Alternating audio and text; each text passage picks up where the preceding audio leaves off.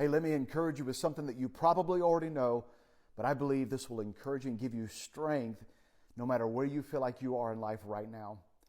God woke me up early this morning and said, Shannon, I want to remind you that I'm a redemptive God, that I'm a God who redeems. My very nature is redemptive, that I can take what was meant to be a curse and turn it into a blessing. I can take what is against you and the opposition, and I can use it to position you and propel you into the place that I want you to be. God is a redemptive God. I want to encourage you with this. I was reminded about certain situations in the Bible where God took people and circumstances and redeemed them. That He actually turned the story, flipped the script. He actually turned things around. Deuteronomy 23 is one of those powerful verses, and I believe it's a great promise of who God is. And it says, however, the Lord your God would not listen to Balaam, but turned the curse into a blessing. Can I say that again? He took the curse and turned it into a blessing. Why? Because the Lord your God loves you.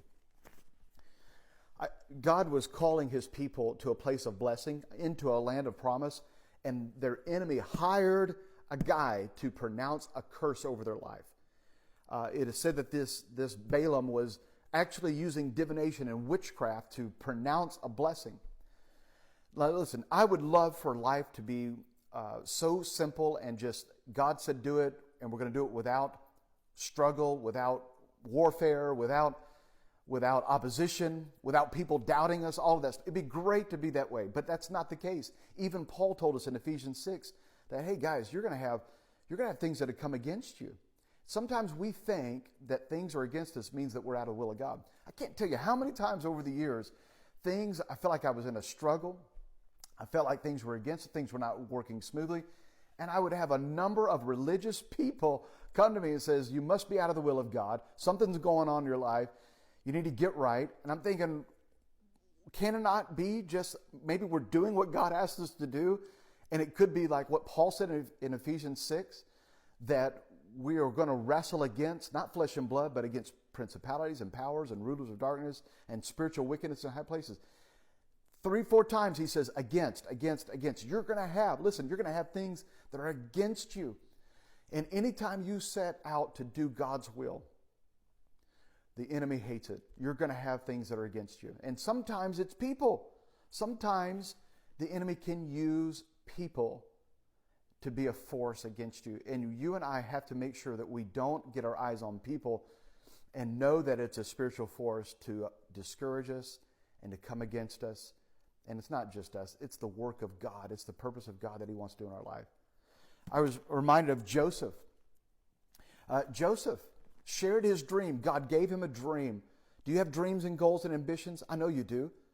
And have you ever shared them with somebody and they just they poo-pooed the idea, said, you'll never be able to do that. You'll never be able to accomplish that. What are you thinking? You're dreaming too big. But God gave a dream to Joseph.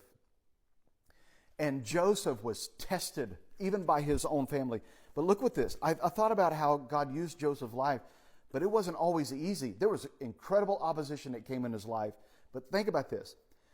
In the book of Psalms, we actually have a little bit of a description of what was actually happening behind the scenes in Joseph's life. Because it looks like when we read the account of Joseph, the history of Joseph, man, it was just like his brothers were mean, they were cruel, they threw him in prison, sold him as a slave. But actually, God used it. In Psalm chapter 105, and he said, and he sent a man before them. God sent a man before them, Joseph, sold as a slave, and they bruised his feet with shackles, and his neck was put in iron, till what he foretold came to pass, till the word of the Lord proved him true, tested him. There was a test going on. The opposition and the struggle against Joseph's life, God allowed it to not only test and prove, but ultimately to become a powerful witness that God sent this man. Listen, there may be things against you right now. There may be things that feel like a curse in your life, but I want to remind you that stop wishing that your life was perfect. Stop wishing that everyone was on your side. Stop wishing and looking for people to come in alignment with you and to promote you, and start looking for the God who is redemptive by nature, who can take and send and bring people into your life as he wishes. Stop looking to people as your source and start looking to a God who holds your future in your hands. We can get very sour in life and have a bad perspective, and we think everyone else, when we get our eyes on everyone else, and we start thinking, why are they against me? Why can't they be for me? Forget it. Stop it. Start getting your eyes on a God who can take what seems to be like a struggle and use it to position you into a place of blessing. Who can take even the curses, people that try to talk bad about you, but take it and flip their words around to where God can bring it to a place of an incredible blessing in your life. I want to encourage you today. Listen, embrace the struggle, embrace the opposition, embrace the moment, but take hope. Take hope and place your life in great faith in a God who can redeem your life, who can redeem situations, who can take what was meant to be evil. Joseph said it. He said, guys, what you meant to do to harm me and meant for evil, God meant it for good. And that's where we get the verse, Romans 8, verse 28. What does he say? God can take everything in our life and turn it for good to bring about his purpose and will in our life. Listen, I want to encourage you today that God is redemptive by nature. He will redeem your life and redeem the situations in your life.